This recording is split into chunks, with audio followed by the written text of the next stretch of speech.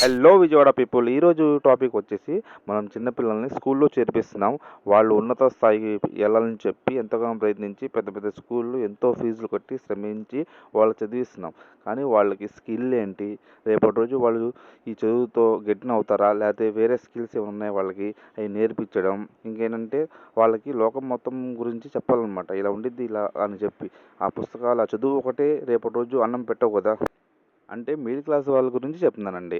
మామూలుగా హై క్లాస్‌లో ఉన్నవాళ్ళు వ్యాపారాలు, వాళ్ళకి మంచి డబ్బున్న వాళ్ళైతే ఏదైనా వాళ్ళు చేసుకుని, వాళ్ళ తండ్రికి వచ్చిన ఆస్తి గానీ, వాళ్ళ తండ్రికి ఉన్న వ్యాపారం గానీ చేసుకొని వాళ్ళు బాగుపడతారు.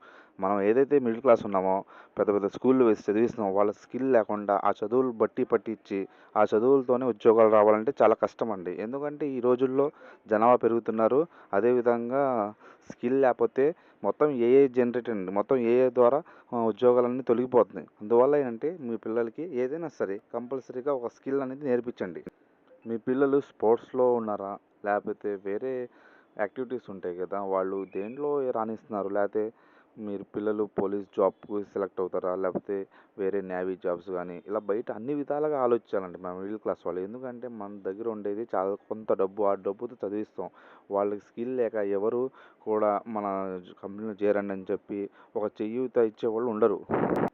అదే బాగా ఉన్నవాళ్ళనుకోండి, వాళ్ళ రిలేటివ్స్ అందరూ బాగా చదువుకున్న వాళ్ళు, బాగా ఉద్యోగస్తులు ఉంటారు. ఏదో కంపెనీలో వాళ్ళకి ఇంటర్వ్యూలో హెల్ప్ చేస్తారో వాళ్ళకి జాబ్ వచ్చిద్ది. ఫారెన్ వెళ్ళడానికి కూడా చాలా ఛాన్సులుంటాయి. మన పిల్లలకి ఎంత చదివిచ్చినా సరే, వాళ్ళకి స్కిల్ అనేది లేకపోతే ఎందుకు పనికిరారండి. ఎందుకంటే ఇప్పుడు వచ్చే జనరేషన్ మొత్తం ఉద్యోగాలు ఏమి ఉండవండి.